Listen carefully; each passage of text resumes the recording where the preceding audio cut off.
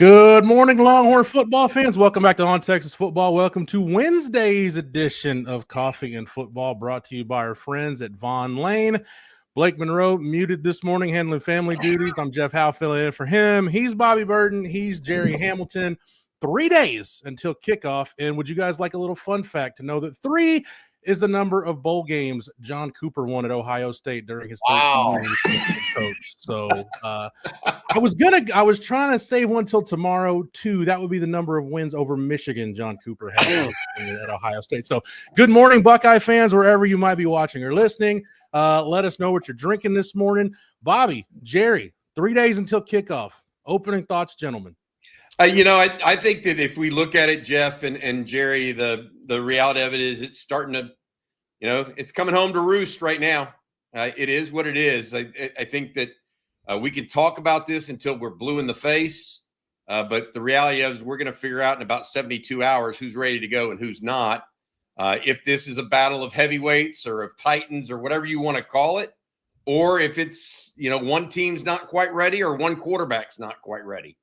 There are a lot of question marks around both teams.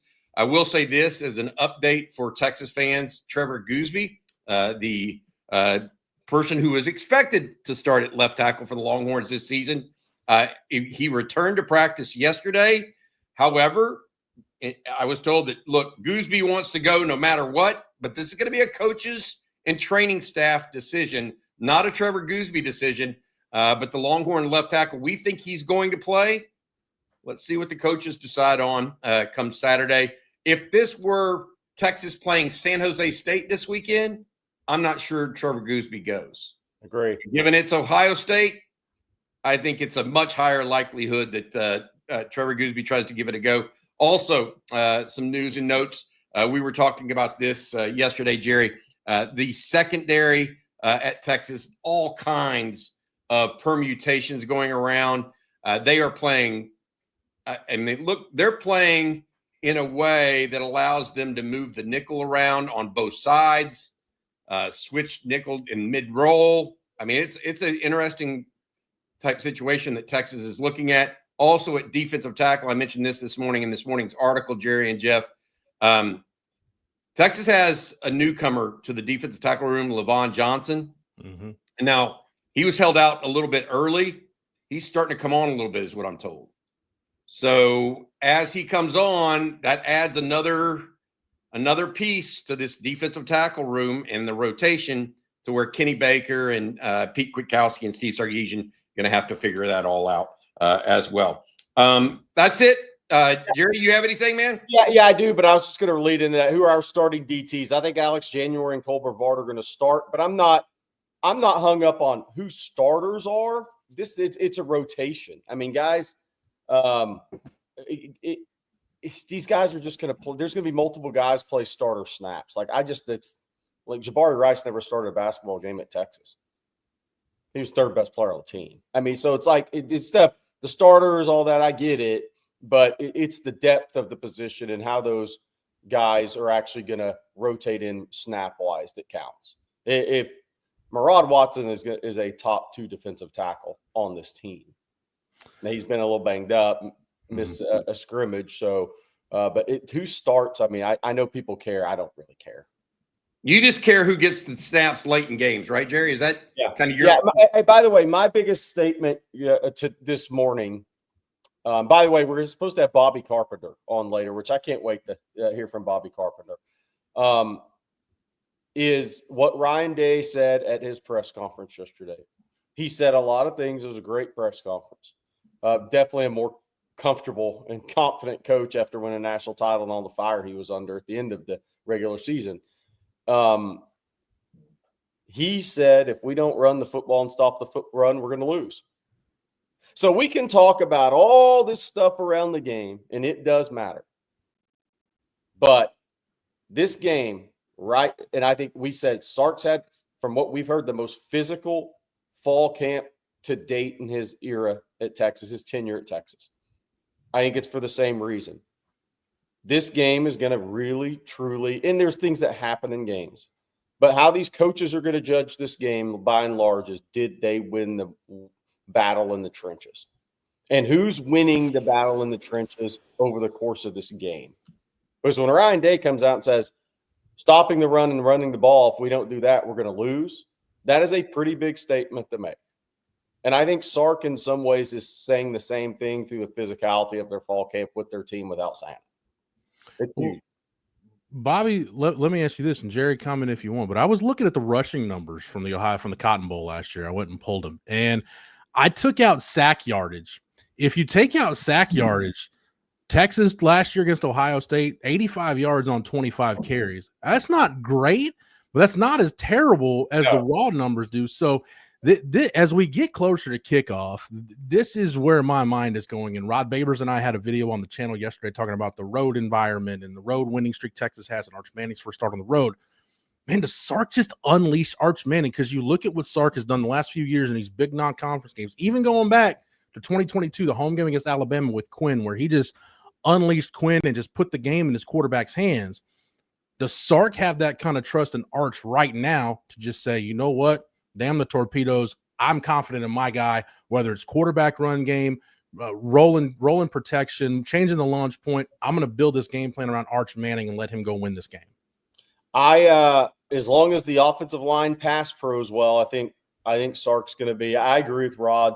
The more you think about this, I think Sark's going to be pretty aggressive, with the understanding that he still has to play ahead of the chains early in this game to help Arch. Because look, it's going to be one of the other things Ryan Day said yesterday was make it so loud they have to go to silent count.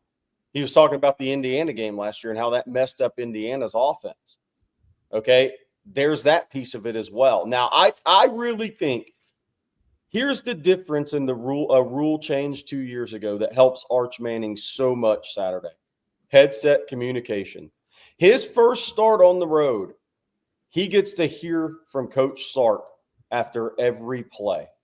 That is a big, big difference for a first-time starting quarterback on the road versus 2 and 3 years ago in college football. That's a massive difference. I don't care what anybody says. The fact that you have that headset comm in your first road start or in a hostile environment helps a young quarterback.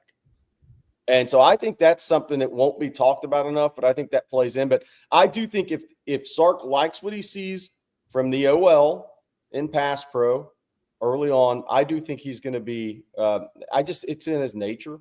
And look, if he can't trust Arch, who's been in the program 2 years, when is he going to be able to? Yeah. Year 4? I mean, you got to go for it. He's going to go for it. It's in his nature, with the understanding, I think, at the beginning of this game, and it may be screen game. I'm not saying I'm not going to throw the ball. I do think he's got to let Arch settle in. Bobby, any thoughts before we move on? No, I mean, my take on the whole situation with Arch, if you look historically what Sark has done early in big non-con games, okay, he came out throwing the rock against Michigan. Mm-hmm. He came out throwing the rock against Alabama in Tuscaloosa. Hell, he even came out throwing it in the first quarter against Alabama in DKR. Right? And so if you're looking for trends, it's not erring on the safe side with Sark early in games. And I'm not saying not all game. I'm talking about these non-conference big game type stuff. What will we see here? I mean, I agree with Jerry. At some level, you need to get some first downs some which way along the way.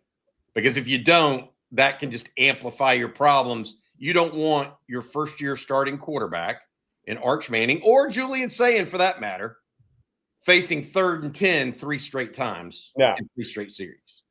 So you've got to be aggressive, but it's got to be smartly aggressive if we can. Yeah, and to that point, I posted the interview, the YouTube interview on OnTexasFootball.com. If you're a member over there, I urge you to go watch it.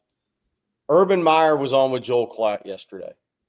And Urban Meyer said, I think he's maybe one of the true QB whisperers, by the way. A lot of guys have the moniker. But he was talking about, I used to tell my guys, get 2 first downs. Mm-hmm. He said, don't make it very simple.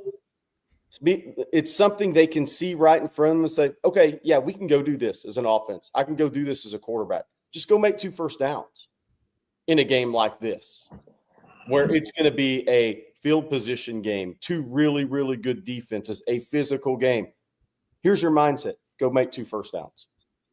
If you do that every possession, and Ryan Day talked about less possessions in college football yesterday. He made a point about that. If you do that as a quarterback in these games, you're going to look up at the end of the game more times than not, and you're going to have a chance to win. Because the other thing Ryan Day, somebody asked Ryan Day yesterday, what's your message to Julian Sand? Win the game, period. I mean, that's it, right? We don't care about the stats and the throws and Jeremiah Smith's catches, yards, all that. Just at the end of the day, did we go win the game? Did we win the game? That's all that matters. And how Ryan Day's going to get his guy to that, how Sark's going to get Arch to that will be interesting. But what Urban Meyer said in that interview, man, is to me is really one of the reasons that guy's one of the top coaches we've ever seen in college football. Reminds me, Jerry, of some of those old Greg Davis last words from Major Applewhite that Major used to talk about. Reserve the right to punt, end every drive with a kick. You do those 2 things, more often than not, you're probably going to have a really good chance to win the ball game. Bobby, this is Wednesday's edition of Coffee and Football. It's brought to you by Von Lane. Tell us a little bit more about our friends over at Von Lane. Yeah, absolutely, Will. Just a great sponsor. I used them last week to get from Houston to Dallas, and I blinked and I was in Dallas. It really was a pleasurable experience. Very easy, very attentive service, by the way, on the bus. You got to get from one city to another. Like always, it's a toss-up. Do you deal with the airport chaos, or do you brace yourself for hours behind the wheel yourself, battling traffic and burning a day? Now there's a third option, and it's better in every way. You arrive at a luxury hotel terminal, no TSA lines, no long-term parking lots, just a seamless boarding experience that takes minutes, not hours. Now is the perfect time to plan your fall travel. Booking is open all through October. Make sure you get to those Texas home games this September. So whether you're headed to a college football game or ACL or anywhere in Austin or around the great state of Texas, make sure you check out Von Lane. They make the journey part of the reward. Von Lane serves Austin, Dallas, Houston, Fort Worth, San Antonio, and in the Southeast, Atlanta, Nashville, Memphis, and now Knoxville, as well as suburbs, Plano, and the Woodlands in Houston and Dallas. Visit vonlane.com and use code OTF25 to save $20 on your first ride. Von Lane, elevated regional bus transportation. All right. Yes, I see in the chat it is Hump Day with Hills, so we'll have Tony Hills right around the top of the hour, waiting on Ohio State great Bobby Carpenter to join us. That should be here momentarily. Jerry, is it rough? The more I research, again, in the interest of full disclosure, my nephew's an Ohio State grad, as unfortunate as that is. The more I research Ohio State, is it appropriate or too harsh if I just start referring to Ohio State as Rust Belt Aggie? Oh, I don't know. Oh, I don't know about that now. I think that's too harsh. Am I going a little too far? They've won a lot. Yeah, the difference between, I agree with Jerry, the difference between A&M and Ohio State is really clear. Ohio State, there's nothing fake about their perennial power. There's no close but no cigar with them, right? Very true. And I want to add this beyond that they know what championships look like. Yeah. And A&M does not. And here's one out. Now, fandom, we can talk about that, but I don't think I also don't think they're quite as insular as Aggies tend to be, if that makes sense at all. Speaking of a national, somebody knows national championships, we got one. Oh, wait. Does he really? Bobby Carpenter, welcome to the show, man. How you doing?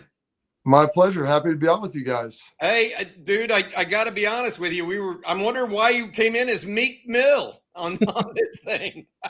Sometimes you got to get in where you fit in. So, I mean, the ironies of life. Why not throw it out there?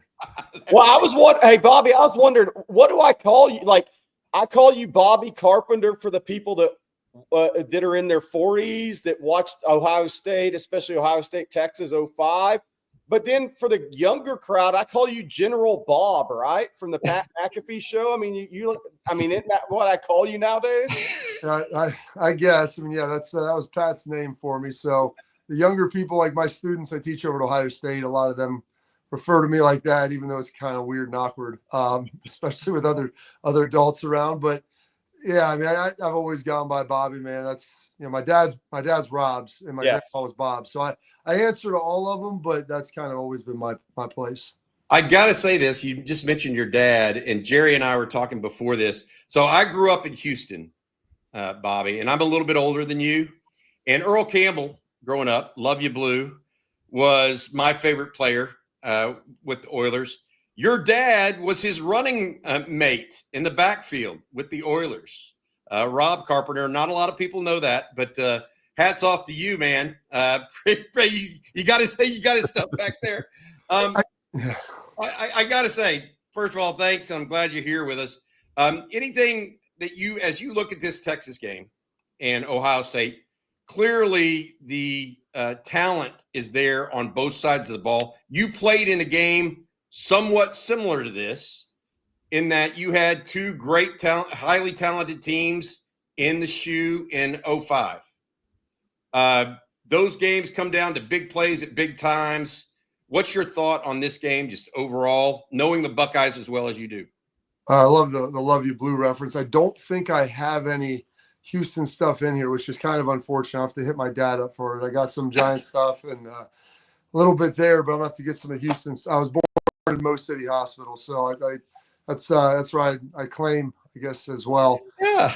As far as the game, I'm playing in a game like this and seeing, especially when it's off the jump, the thing that's tough is, both of these teams lost a lot last year. They're both really talented. They're two of the most talented teams in the country, but I think they had 25, 26 players combined drafted. So that's a large chunk of the team, especially you lose both quarterbacks. So how do you kind of sculpt the offense around those guys? And Arch has played a little more, obviously. He had a couple starts last year, got in the semifinal. So he's got some experience under his belt. But I think, especially being on the road, it's going to be a loud environment. It's tough. It's going to come down to limiting mistakes. And, if you can not turn the ball over, take care of the football. And then, as you mentioned, those big plays, there was a handful that was made in the game 20 years ago. There'll be a handful that were made on Saturday. There were a handful that were made last year in the Cotton Bowl. And it just comes down to, who ultimately is going to make those. But because I don't see this being like a crazy high scoring game. Both of these defenses are really, really good and really talented. And as most of you know, like the old adage in football, the defense is usually ahead of the offense. And so there's probably going to be some pressure. Both Sark and Ryan Day probably say, hey, let's not expose our quarterbacks as much. We don't need them getting strip sacked or, getting hit, ball fluttering up in the air. Let's try to run the ball. Let's try to keep things easy and try to move it. But I look at this kind of like last year's game. Both teams will probably have a couple of scoring drives. And then it's kind of who can make maybe those one or two game changing plays, because neither one of these teams are going to let you drive on them probably more than once or twice. And to me, it's probably the first to 24 wins this game. I agree 100% with that, Bobby. I have 24-21. That's what I'm kind of thinking right now, 24-20 game. So I wanted to ask you this. Ryan Day in his press conference yesterday, he came out and said, if we don't run the ball and stop the ball, we'll lose. So it kind of goes to your point going into this game is, you were obviously physical but athletic. That 6'8" 3-cone at 256 was amazing at the NFL Combine, by the way. But this game is really, we've talked about it here. Ohio State and Texas walked off the field at the Cotton Bowl. There's college football semifinal last year. And we've said Ohio State was probably the more physical team in that game.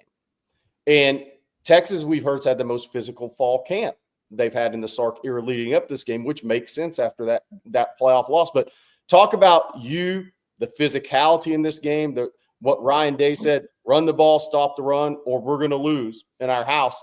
Kind of talk about that, because I think it feeds into what you're saying. Yeah, especially like 20 years ago, we were like, we can't. Vince ran all over. His first two drives was all over the place and came to the sideline like, if this is going to be it. I think it was 10-3. I'm like, it's going to be a long day. So you've got to find a way to stop and overload the run. You've got to use speed. You've got to be ultra physical on the tackles to make sure that when guys run it, they feel it. And you're going to probably see a lot of that on Saturday. the thing that you look at that game last year, I mean, it's a 1 yard game. You look at the final score, it's 28-14.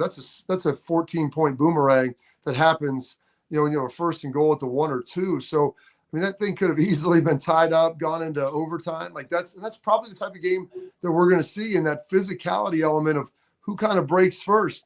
And whenever that kind of happens to you, I mean, I know that was the narrative with Ryan for a while. Like, oh, his teams aren't tough. He's a quarterback. And, the offensive guru guy, you always get that where you just want to throw it maybe more than you want to run it. But I think in this era of college football, once they change the rules a little bit with the timing and the downs of how that's going to play out, you could shorten games a little bit better. And also, guys, I mean, both of these teams expect to be playing probably 15 plus 16 games next year. And it's not like the NFL where if you get hurt at a position, you can go to the waiver wire and pull guys off. You only have what you have. So do you really want to expose your best players to 10 to 12 or 15 more plays in a game if you can find a way to shorten it? So that's why that running game comes in so big. And I know Ohio State, you losing that whole defensive line, it's like we've got to find a way to stop the run. And that's what Matt Patricia's been tasked with. And you look at Sark, big offensive line there. They're physical. They were able to do some good things last year. How does that ultimately look this year? How much do you run Arch? Like, that's a great question. Like, probably only when you need to.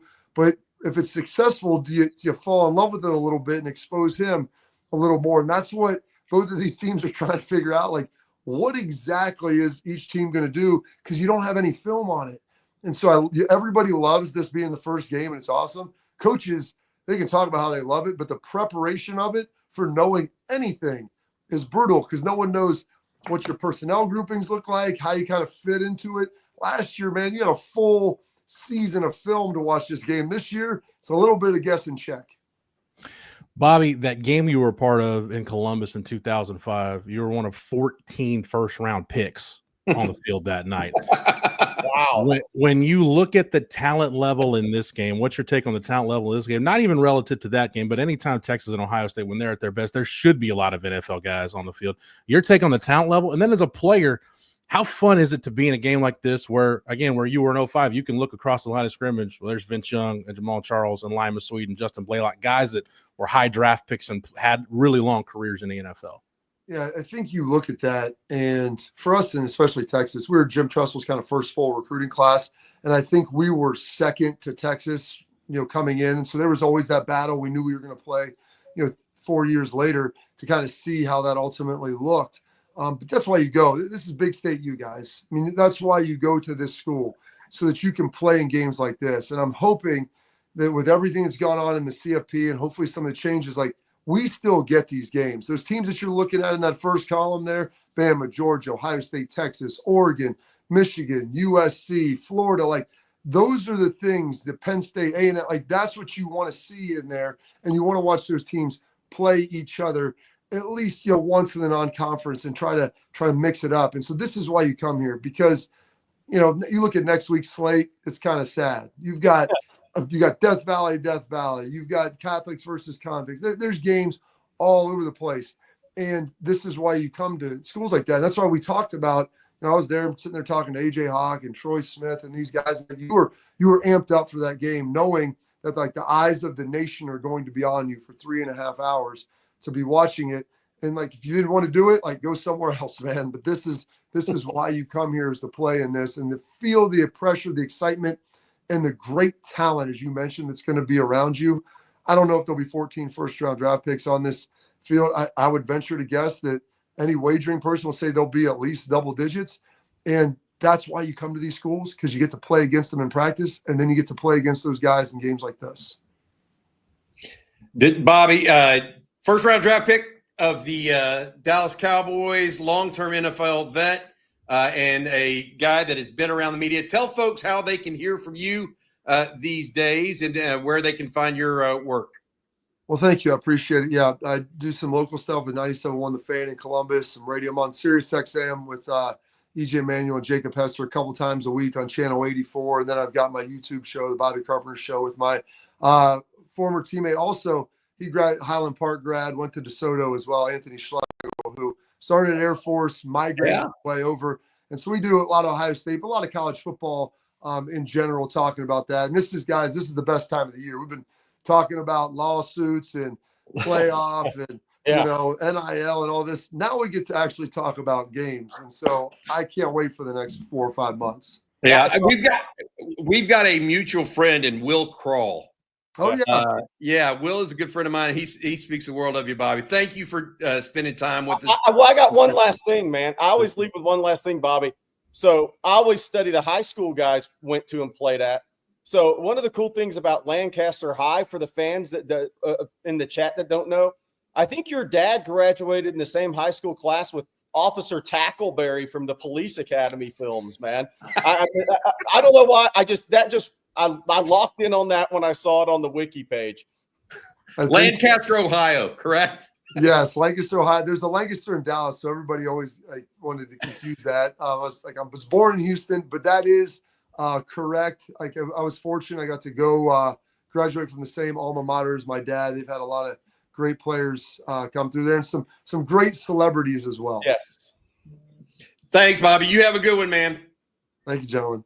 All right, appreciate you very much. That's Bobby Carpenter. Good guy for the Buckeyes to talk to before we get going.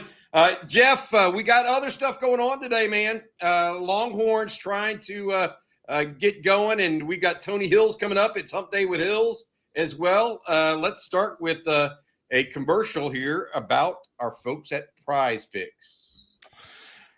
Absolutely, Bobby. We make decisions every day, but on Prize Picks, being right can get you paid. And with football now here, it's time to make that money. It's simple to play. Just pick more or less on 2 to 6 player stat projections.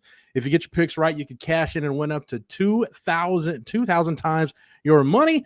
It's also the best way to get in on sports action in more than 40 states, including California, Florida, Georgia, and right here in the great state of Texas. Prize Picks has the NFL, but they also have college football as well. And with it being opening weekend for the Longhorns, Blake's been all about it. He's taken Trey Wisner to score a touchdown, DeAndre Moore to have more than 19.5 receiving yards, and Julian Sand to throw an interception. Join him on the action and join millions of other users and sign up today.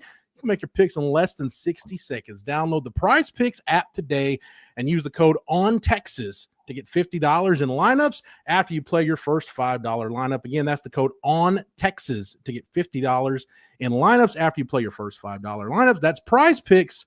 Run your game. All right, and I got one more before we bring in Hump Day with Hills, and this is a first for Tony and Jeff. Do y'all have your chubbies? This is a very important question. Why? Because Chubbies is the best short product going. Are you ready for some football? If not, Chubbies is ready to help you with their NFL collection. Whether you're tailgating, grilling, or riding the highs and lows of the game from your couch, Chubbies has the officially licensed NFL gear to keep you looking like the ultimate fanatic.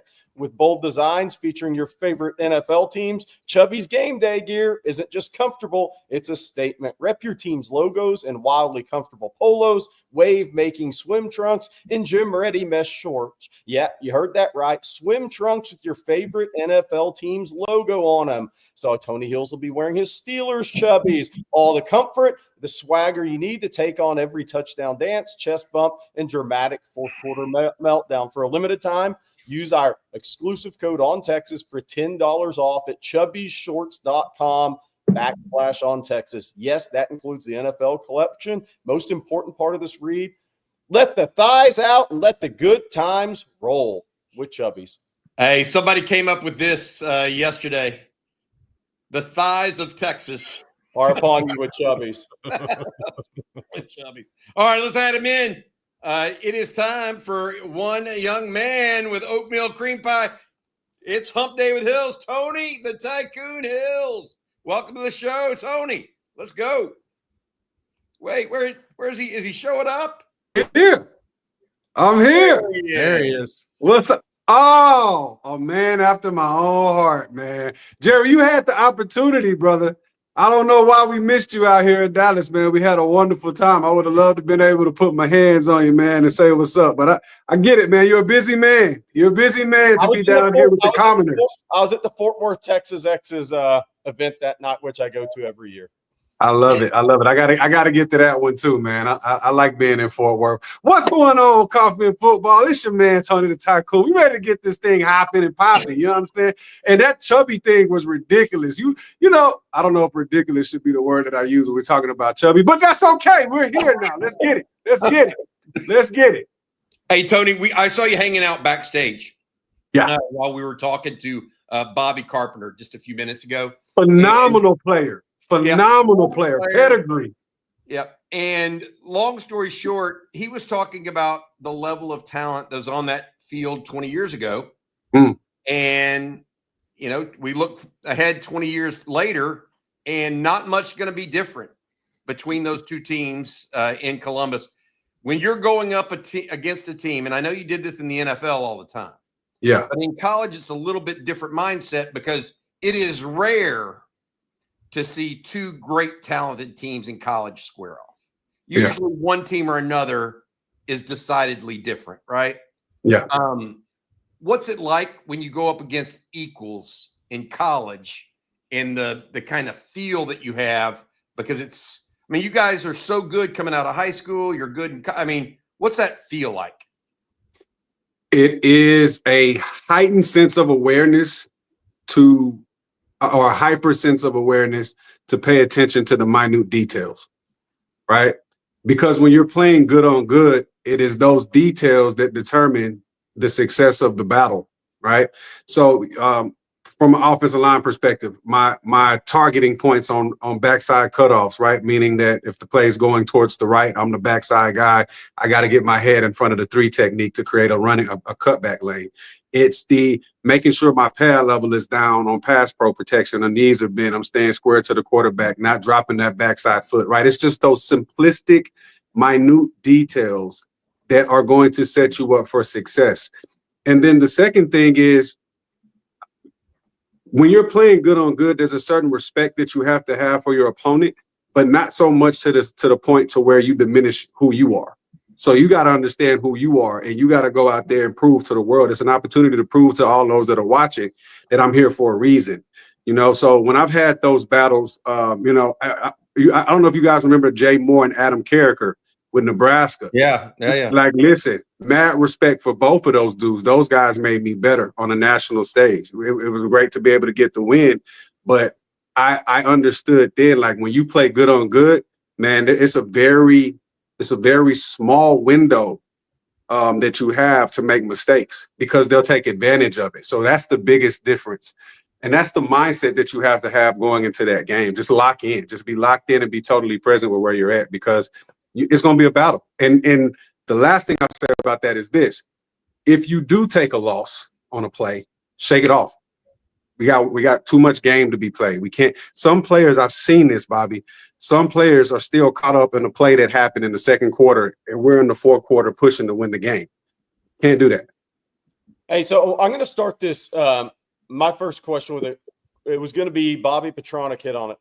Have Tony talk about the importance of the punch hand with Goosby's injury, because obviously Trevor Goosby hurt a couple of fingers on his left hand back at practice yesterday. Obviously, it's going to be heavily wrapped if he goes Saturday, which Sark said Monday he expects him to go. We'll see where that's at. But talk about that kind of those outside fingers, that punch hand for that left tackle. Yeah. So the reality is that it's actually better with him being on the left side than it is his left hand, because the inside path to the quarterback is the fastest path to defeat for an offensive lineman. So to be able to have a strong inside hand, I can get away with, a hurt outside hand for the simple fact that there's different techniques. If I can't punch, I can still grab, underhook, and wrap, right? So that if he's coming, now it would depend on this. I don't know how his hand is going to be wrapped. Would it be a club? Is it just going to be heavily taped? That makes a difference because you've seen that. So if that's the case, then you can still have a good strike and use it as a guide hand while you clench down and lock in the elbow on the inside hand, so that when we get outside moves, we're fine. I think the biggest thing for Goosby is not going to be necessarily him changing his technique. It's going to be his tolerance for pain. How high of a pain tolerance do you have? If that hand is wrapped that heavily, then it's probably something that's going on that's pretty painful. So I think that's going to be the biggest thing. His outside punch hand in the strike zone, he'll still have that. He'll still have that power. He might not have the ability to grab like you want to grab the outside breastplate of defensive linemen, but he'll have the ability to strike a punch. And we have to understand what the punch hand is for. The punch hand is to detour the stepping mechanisms of the defensive line. Because a lot of times defensive linemen, they have a certain pattern that they like to rush with. Like, do I want to, if my outside leg is back, am I going up the field or I'm coming in now, right? If my backside leg is back, do I want to get 3 steps up the field? So the punch hand disrupts that step that they're wanting to take to make their move off of.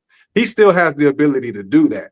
The one thing that I'm going to be watching very intently and very closely is how he deals with the bull rush, because that's when it's going to be an issue. Because now, usually with a bull rush, that's double underhooks. You're wanting to get those elbows underneath to be able to break the back of the end so that he loses power.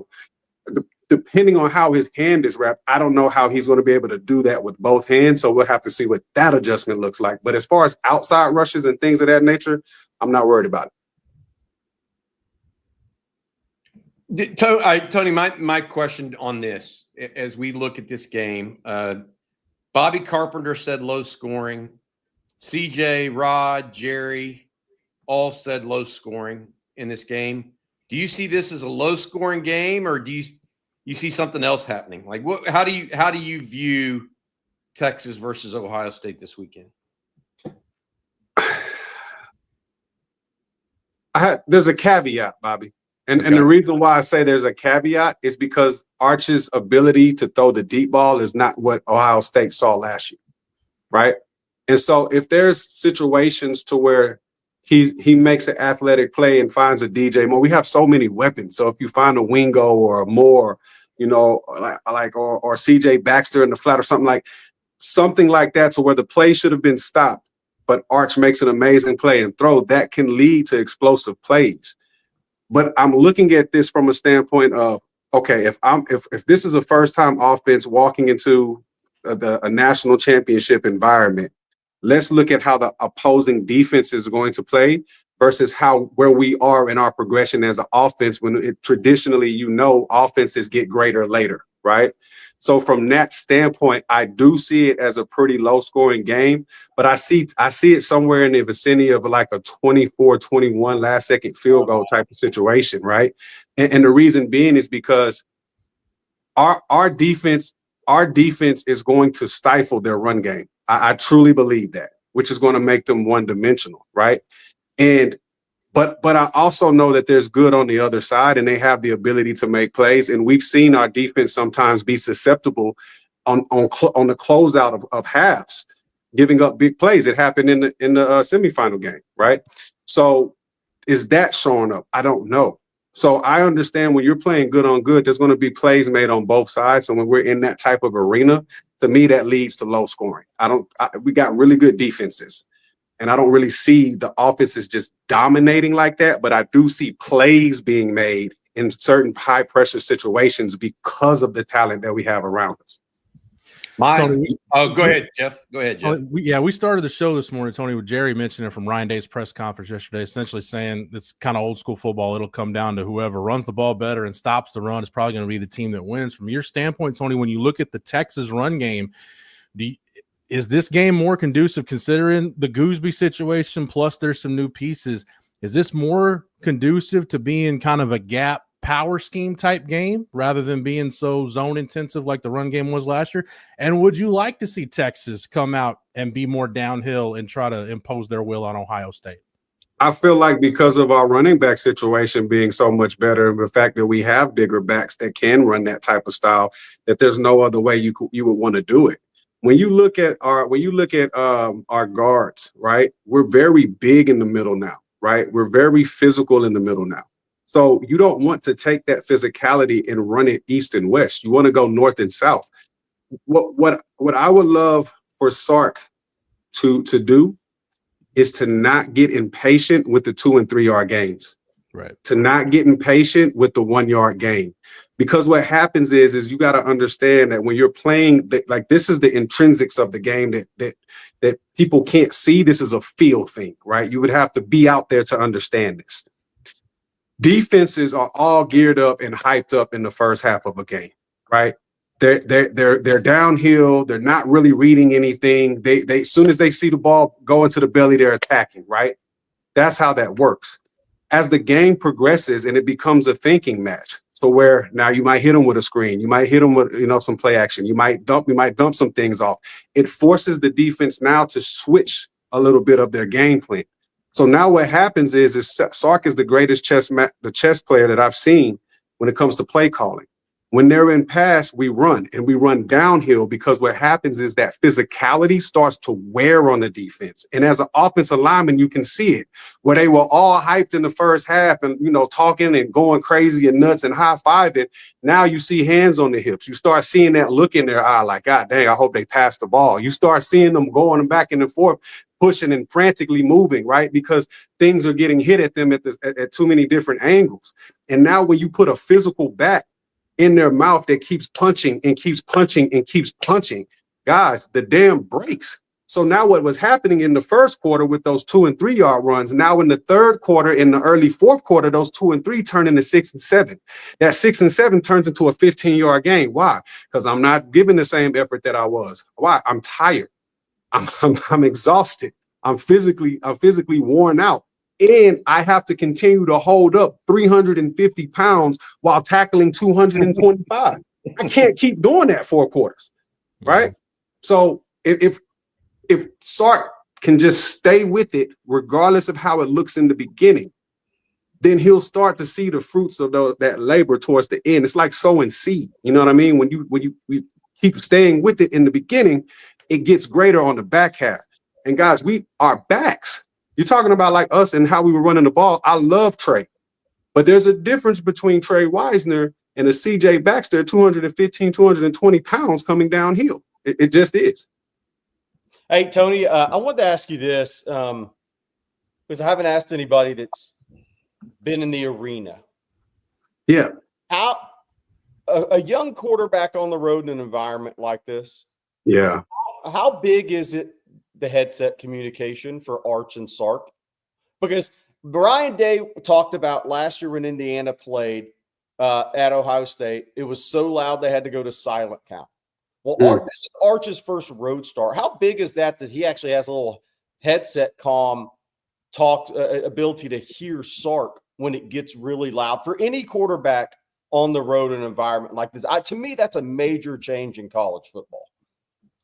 Well, I'll say this. If you're taking the LSAT and you got somebody feeding you all the answers to the test, feels pretty good. I like my chances. Right?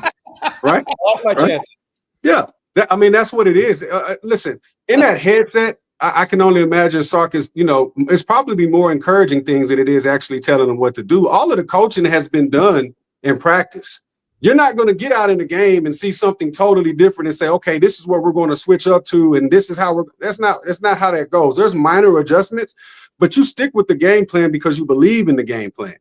It's going to be huge for Arch because it will remind him as he's looking at all of these different things, rotational safeties, linebackers on different depths, remembering the motions, right? All of these particular things that he's responsible for. It's those subtle reminders to say, hey, check the safety. Remember if he rolls, okay, got you, right? It's those things that will help him in that particular space. But for the most part, like all of the coaching, all of the film study, all of the training that you've done has led you to this moment. It's not going to be something extremely big that changes everything that you're going to do. So although I believe it's important from that aspect, at the end of the day, football is football, man. You got to go out and see it. You got to see it clearly. If Arch is seeing everything clearly, I feel like it's going to be a great day for Texas.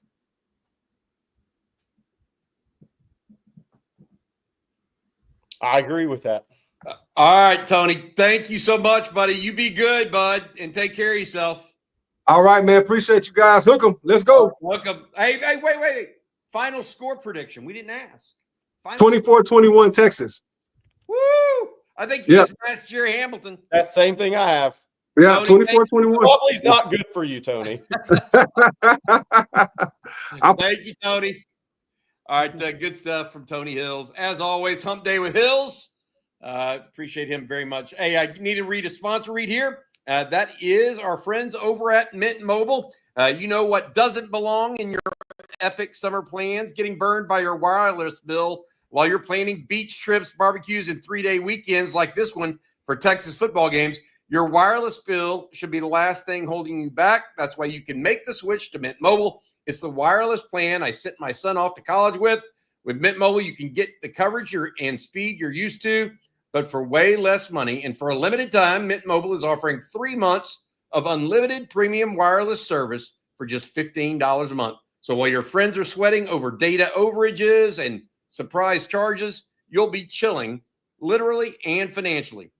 This year, skip breaking a sweat and breaking the bank. Get this new customer offer and your 3-month unlimited wireless plan for just $15 a month. MintMobile.com/OnTexas. That's MintMobile.com/OnTexas. Upfront payment of $45 is required. That's equivalent to $15 a month. Limited time new customer offer for first 3 months only. Speeds may slow above 35 gigabytes on unlimited plan. Taxes and fees extra. See Mint Mobile for details. All right, real quick, Bobby, I want to just touch on this quickly. Longhorns in the NFL roster cut down day was yesterday. Roster's getting to 53. Jerry, among the Longhorns, now we knew David Benda, Silas Bolden, Josh Thompson in the days leading up to Sunday and Monday, and even yesterday. Those guys had already been waived or released. Jake Majors was waived by the Tampa Bay Bucks with an injury designation, which means if he clears waivers, he could either be released with an injury settlement and free to sign with another team, or he could be placed on season-ending injured reserve. Deshaun Jameson with the Steelers, Keelan Robinson with the Eagles, Lil Jordan Humphrey with the Giants, Tariq Black with the Dolphins, Bill Norton with the Rams, Keandre Coburn with the Raiders, Colin Johnson, those guys released. Also, guys, Sam Ellinger released, but it does sound like if Sam, as a vested veteran, the Broncos, if they can bring him back on the practice squad, that's what they would prefer to do. They just didn't want to carry 3 quarterbacks on the initial 53 with Bo Nix and Jarrett Stidham ahead of Sam. Anything, guys, there jump out to you? Or maybe it's guys like Calvin Anderson sticking around with the Steelers, Hayden Connor as a late-round draft pick making the roster with the Cardinals, even though it sounds like he's going to be placed on IR to start the year with a chance to come back later. Anything as far as Longhorns in the NFL, guys, that stands out from cutdown day? Not really for me. By the way, we're going to get to you guys' questions. Not really for me. I mean, nothing surprising there with the NFL cut down day for me. I think look, Sark is what Sark's doing is in player development. I think continues to be a real thing. And I think that's going to continue to show up for me. So I don't have anything from yesterday's cut down days. I'm looking more at the future and what's going to continue to happen for the program from the NFL standpoint. I think you're going to see, kind of piggybacking, Jeff, off our recruiting breakdown yesterday. Mm-hmm. I think you're going to continue to see Sark and this staff develop players 10 plus a year on NFL rosters or in the NFL draft, to where they're having double-digit guys make a new group of guys make a team every single year. I think the number you get to is 12, up to 13, 14 in camp. Get 10, 11 of those guys to stick in your NFL numbers. And I do think it's important, very important in recruiting for the future of the program, continue to be double digits every year. It's something you can point to.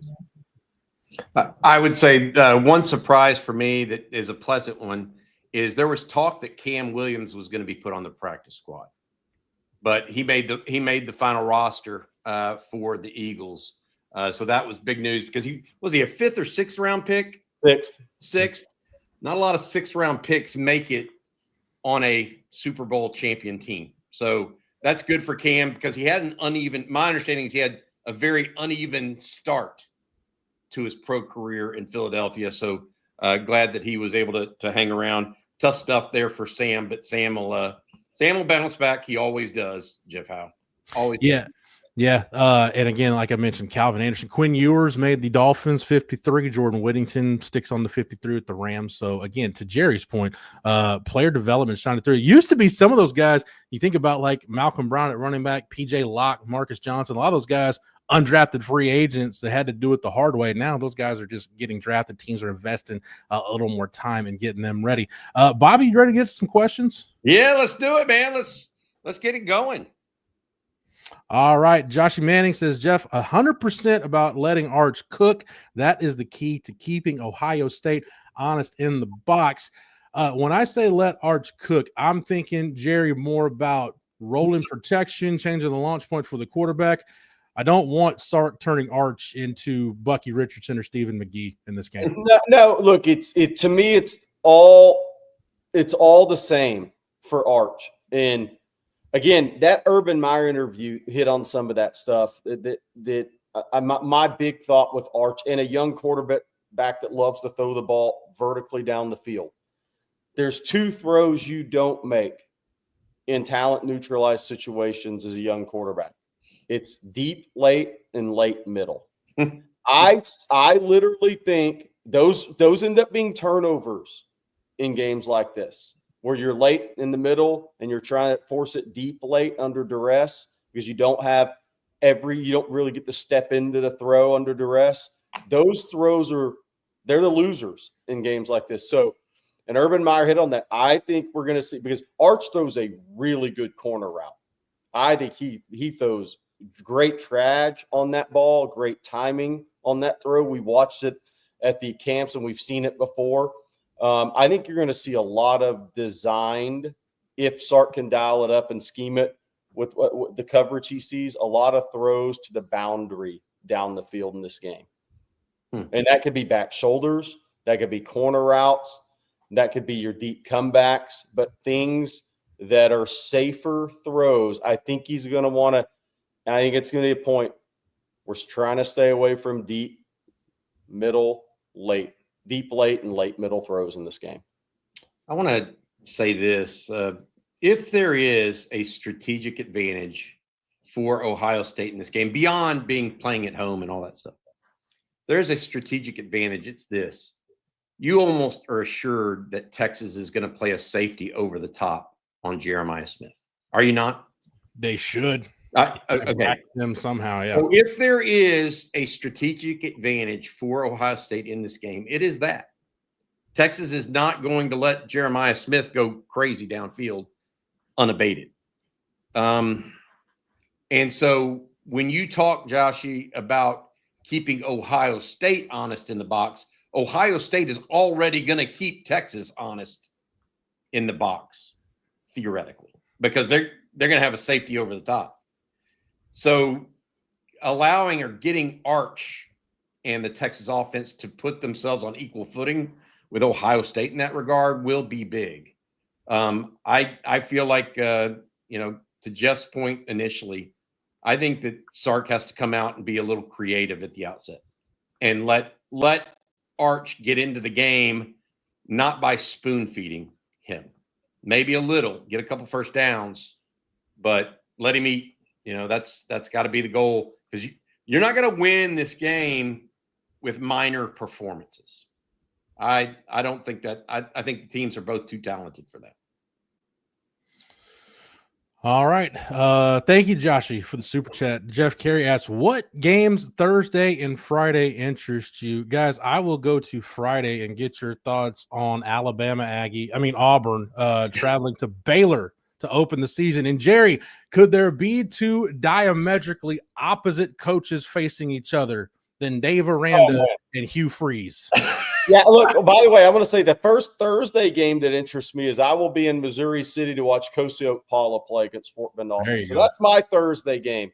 As far as Auburn at Baylor it's a huge game for Hugh Freeze. Like, if he loses that, I don't know, man. It's going to get worse than for sale signs for him. He's expected to win that game. And I know Baylor's a good team, but the Auburn fan base, I think Auburn has more talent than Baylor does.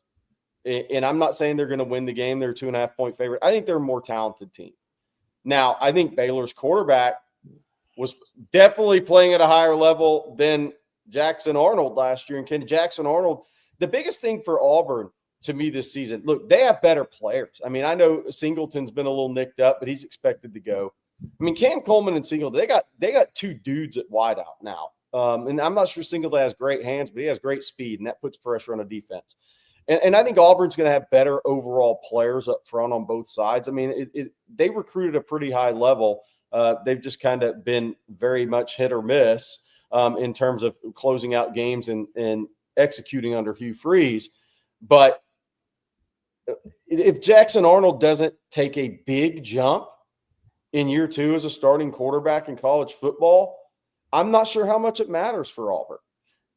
I think at that scenario, then a coach has to go to his 5-star freshman potentially and try to save the job.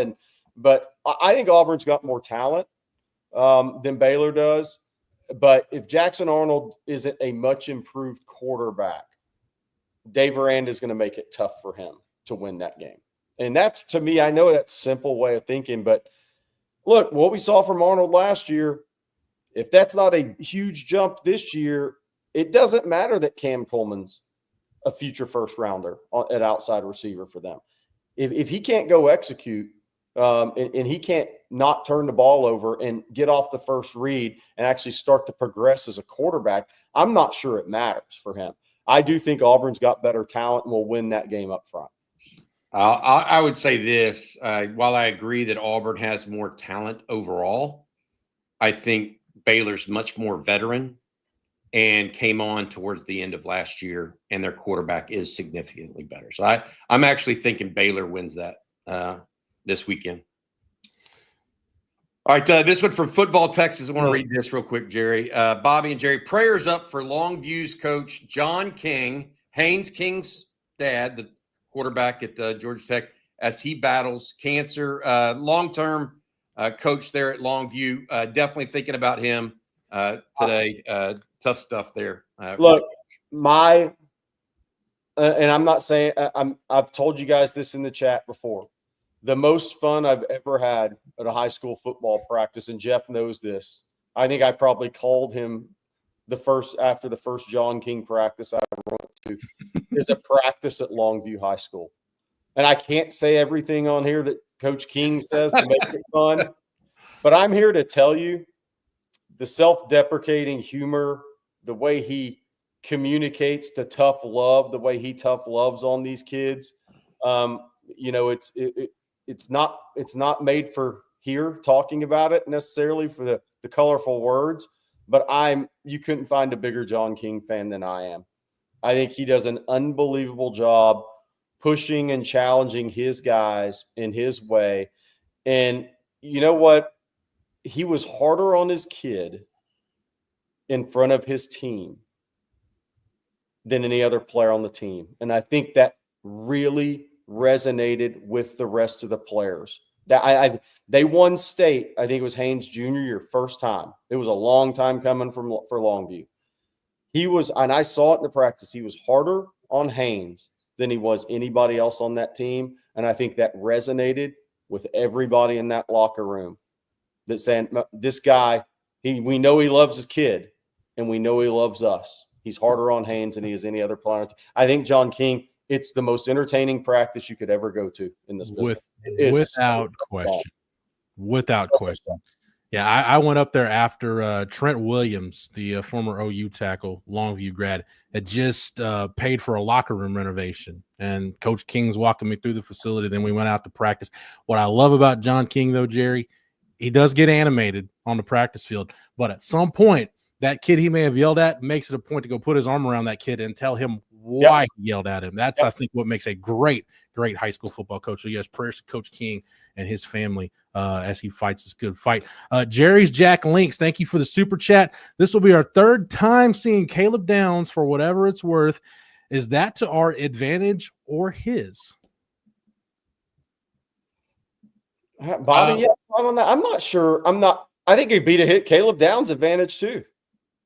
Yeah, I think that I'm one of those guys that believes Caleb Downs is a really good football player. I'm also one of those guys that don't think he's the next coming of Ed Reed.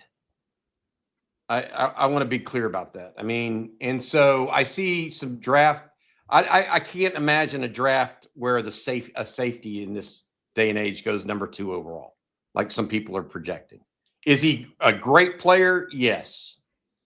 I don't know. I don't know who it's going to be valuable for. I will say this. He's facing a fundamentally different quarterback than he faced in Quinn Ewers. I mean, it is a fundamentally different quarterback with a different arm speed, different arm talent, probably some different, favorite routes. I don't know whose advantage it would be. I guess Caleb Downs, but I don't know that that's really going to be a deciding factor in this game.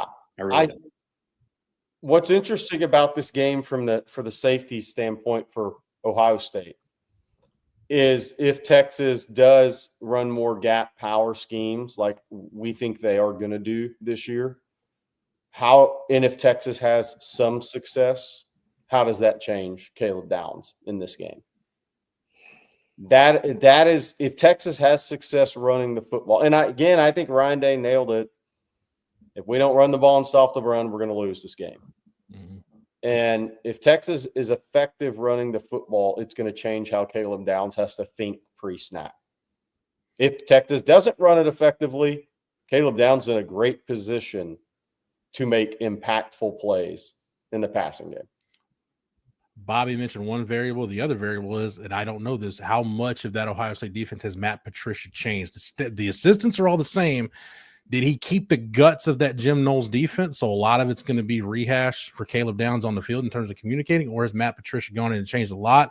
I don't think that's anything any of us are going to know until game day. Bobby, we'll continue with questions, but right now, let's thank our friends over at the Co-op. Yeah, absolutely. Love the Co-op and what they're doing, and really appreciate them being part of the show again this year. On home game Saturdays or home game Fridays, we will be back at the Co-op this year doing our thing on Friday afternoons, myself, Jerry, as well as Rod Babers. The Co-op has helped students for more than 100 years now at the University of Texas.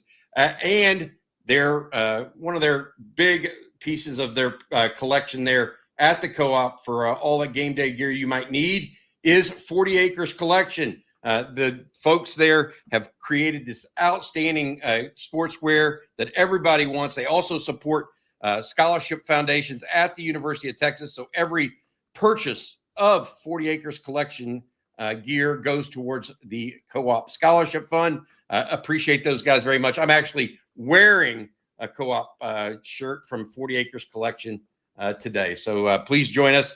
Co-op is an institution at the University of Texas. And if you go see the guys during a Friday Co-op show, bring your unused beef jerky package or Chick-fil-A wrapper. Jerry will autograph it for you.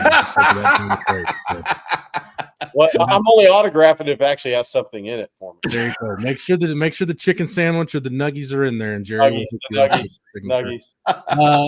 Let's go ahead. MAW88, thank you for the super chat. In the shoe, the south end is deafening for opponents. The north end is manageable. It feels like two different stadiums. Guys, we didn't get to this with Tony Hills, but I remember doing a podcast on the 10-year anniversary of this game. I can't believe it's been a decade ago. I was talking to Tim Crowder and Casey Studdard for that podcast, and Tim said there was a point in the game where he thought it was raining because something was hitting his helmet, and he said, no, they later felt that was the sound waves reverberating down that were trickling off the helmet, making it feel like it was raining. That was a night game. Bobby, I don't know if the day game changes much because Ohio State fans are so used to having big noon kickoffs and day games up there. I don't know that it's going to make that much of a difference. I would agree with you. I would say this. The hostility in the stands may be a little better.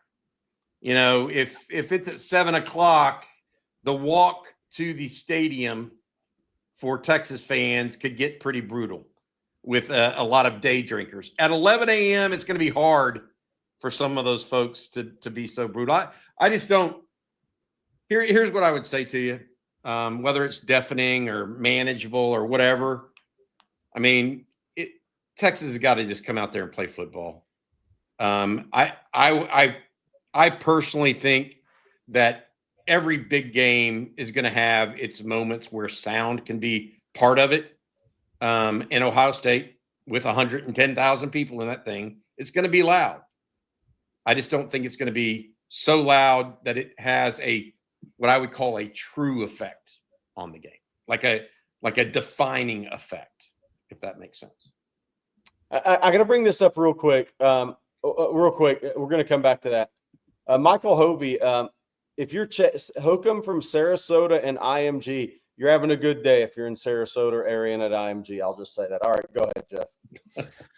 All right. Let's again thank you, MAW88 for the super chat. Blake, thank you for the super chat. Heard on a podcast that Pete Golding negative recruited against Sark personally during Arch's recruitment. Do these coaches have any shame? That was the Seth Wickersham story that came out. I believe that was an excerpt from a book he's writing, going over Arch Manning's recruitment. That was published at ESPN.com last week.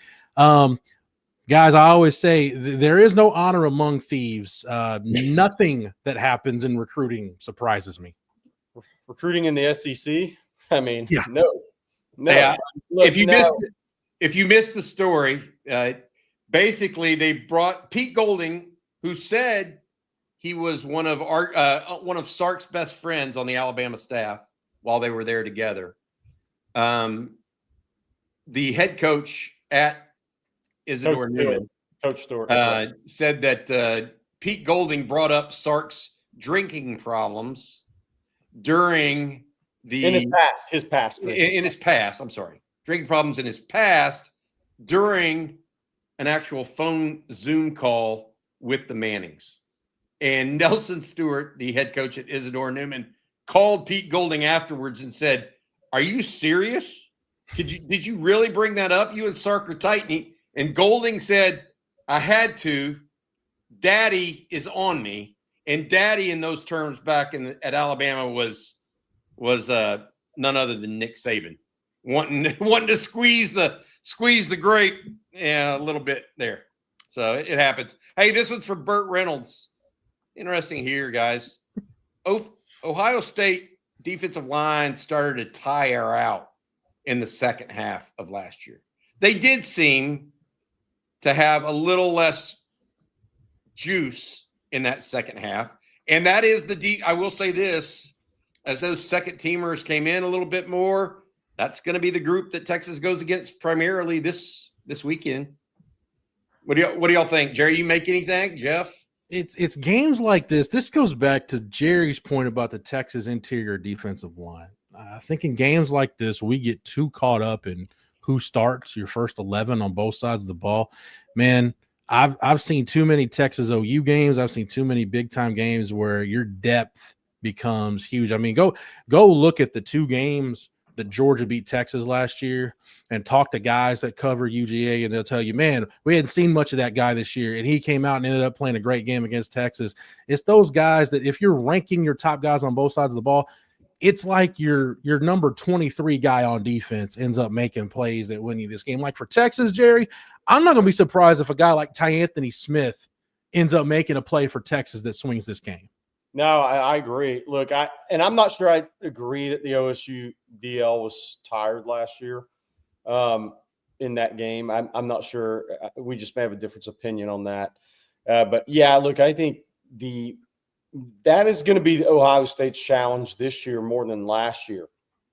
If Texas has enough success running the football and can lean on those guys, and they do run a little more power and gap schemes in this game, I do think that Texas will test Ohio State's interior depth a little bit in this game. And I think that's something Texas needs to, and it goes back to Tony Hill's point. You got to be okay with 2 and 3 yard gains. If you're really going to test somebody's depth in a game like this over the course of the game, you have to be able to just kind of nod with a 2 and 3 yard gain and go to the next and not get impatient with it because it does wear on people over the course of a game if you have enough snaps for it to matter, right? Mm-hmm. But the other thing about that is, look, I think first down offense for Texas is going to be really big in this game. What is Sark going to do with the first down offense, with his first down play calls? Because look, what we were just talking about, one end zone being louder than the other, that will factor into your play calls at times a little bit. And that is kind of how these guys are going to, I think Sark's going to be aggressive. It's in his nature, but he also isn't going to put Arch in bad spots either. So your first down, staying ahead of the chains in a game like this, I think is vital for both of these coaches with their quarterbacks. So there's different ways to do it. But again, Texas has to have enough success running the ball, guard, center, guard in this game to wear down, to test Ohio State's interior defensive line. Have a couple of housekeeping super chats here that are worthwhile. Brett Rasco, is today the first high school show by Blake? No, that will be on Friday, mid-morning. Really happy about this. Coach Shipley's joining him, as well as Carl Padilla. And then a lot of you guys, I don't know if you know, state championship winning coach Tim Buchanan from Aledo is also going to be joining that show.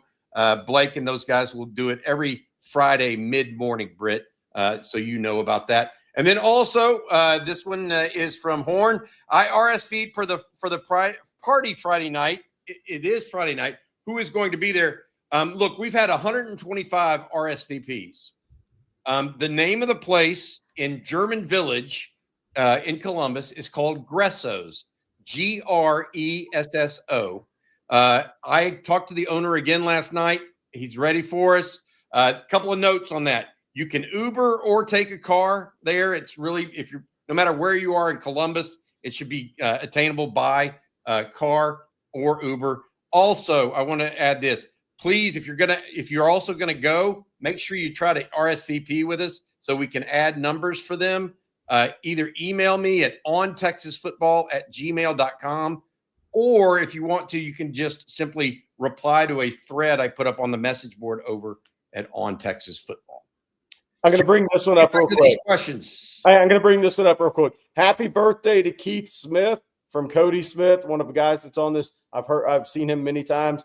Today's my dad's 75th birthday. I was wondering if you could wish him a happy birthday. His name's Keith Smith, and the sole reason I'm a diehard Longhorns fan. Happy birthday, Keith Smith, 75 today. Guess who he shares a birthday with, Jerry Hamilton?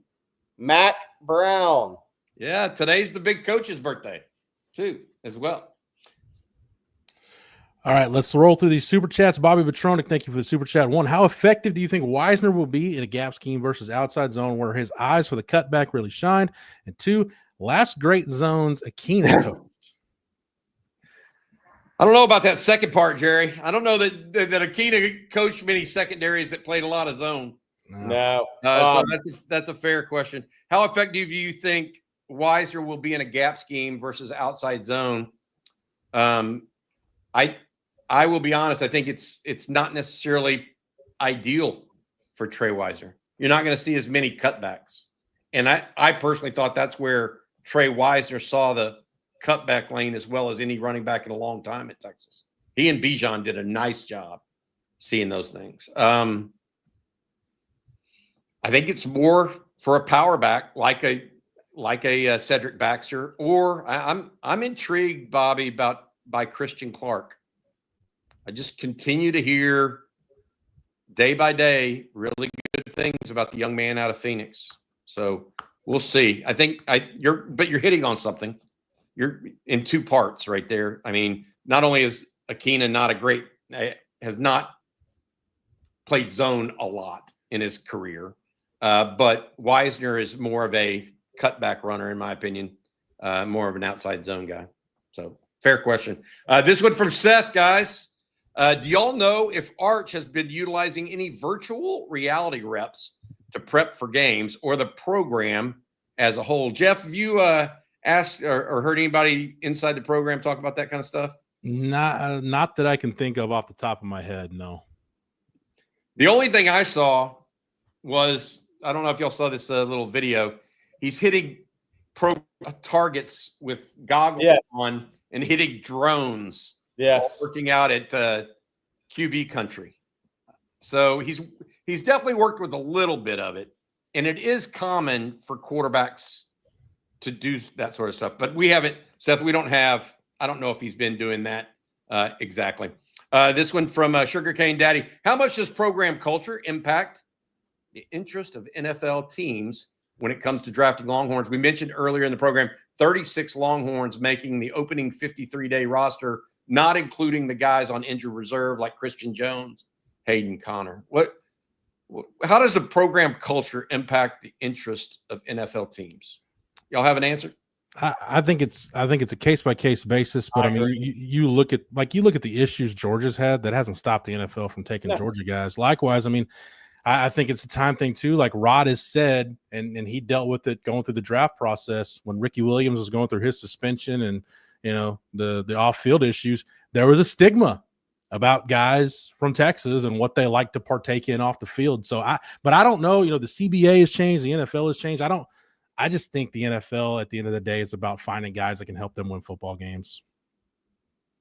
I think the culture does help because it's one of accountability at the very least, if that makes sense to you guys. I think that's a big piece of it.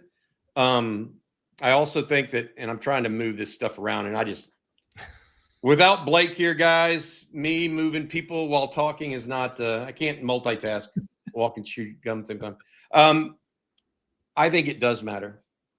And winning matters because that breeds the right culture. I mentioned accountability. I mentioned the right work habits. In the NFL, they don't want to have to teach you much. I mean, right. We talk about, Bill Belichick's this great teacher, and I'm sure he is.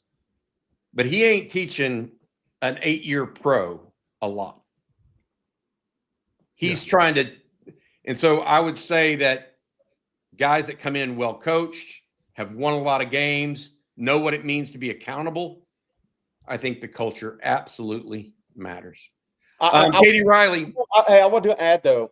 I think last year there was a guy that got drafted. It wasn't exactly the great culture fit at Texas, but I do think there's a case by case basis on it. I don't think it helps if a guy isn't maybe necessarily the same culture fit as others. If he's a really good player, I think it's a case by case basis. I still think the talent will overweigh it, maybe at times when it shouldn't. Jerry, why don't you read that for us?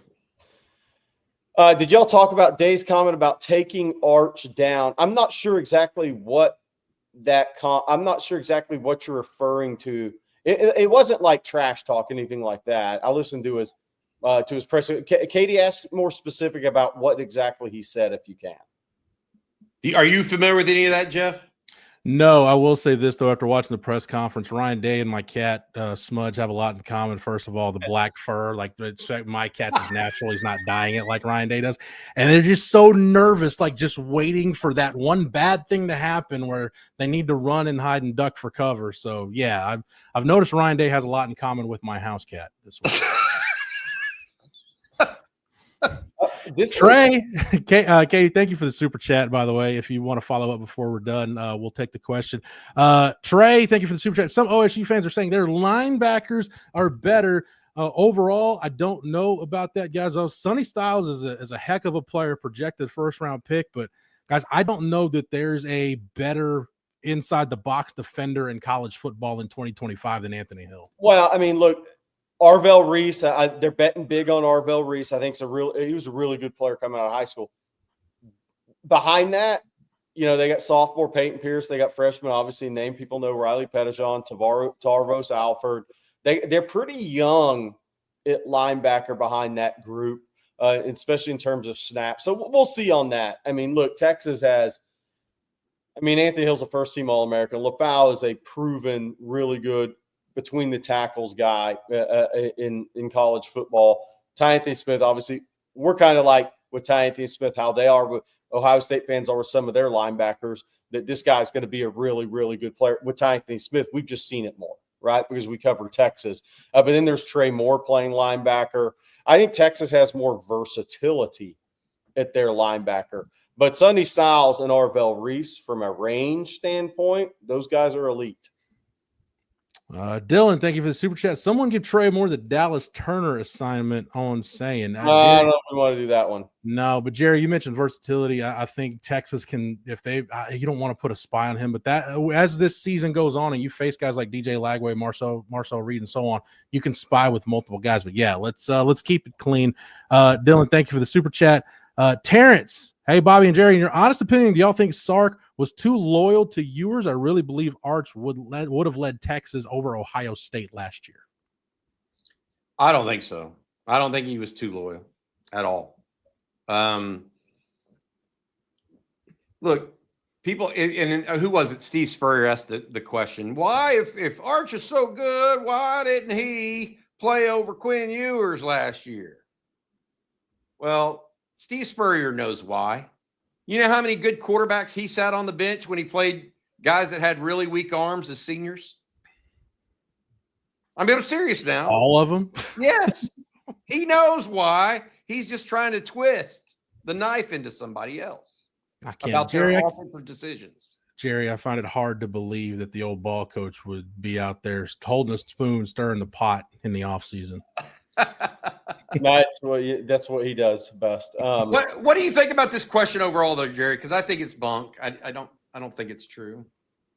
I can't say he wouldn't have led him to a victory. I'm saying I don't think he was too loyal, personally. I've been split on it a little bit. The Georgia game really changed. The Georgia game in Austin really changed a lot for me.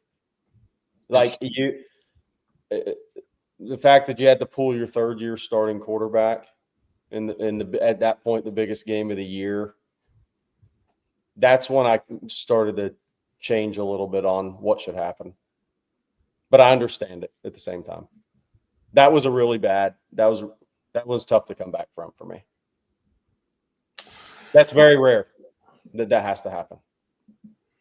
All right. Thanks, everybody, for the super chats this morning. Sorry we didn't get to your questions. The live stream tonight here on the channel, that's myself, CJ, and Amanda Atwell. We did it last night. We do it again tonight. So if you want to get your questions in on the live stream, you can do it there.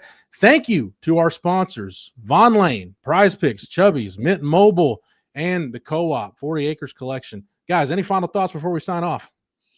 I'm headed up to Ohio tomorrow, getting ready to go do that. I just feel like as we look towards this game this weekend, it's going to be a war. We had Bobby Carpenter on this show earlier, and Tony Hills as well, and both of them have played in this game, and both of them understand when talent level gets up like this, ratcheted up.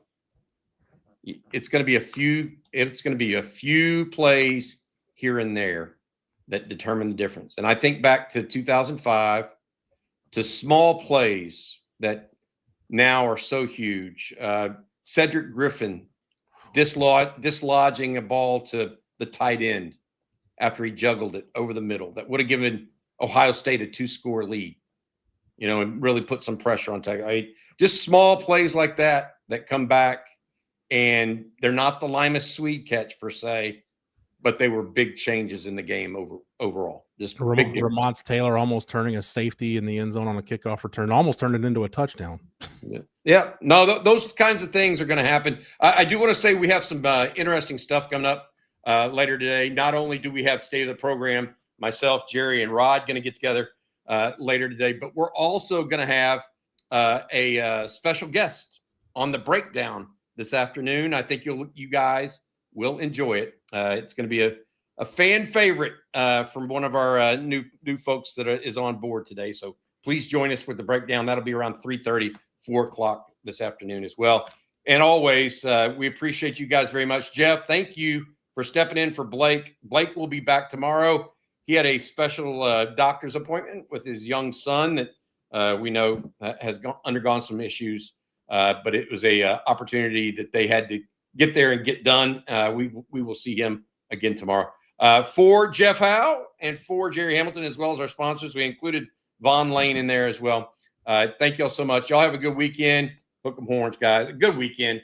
Have a good Hook 'em. day. I'm already to Saturday, man. I'm over. Hook 'em. Blake, hey, Blake's streak resumes tomorrow. We're not letting Blake change the number on the muted streak. He doesn't get to skip a day. This isn't leap year type of stuff.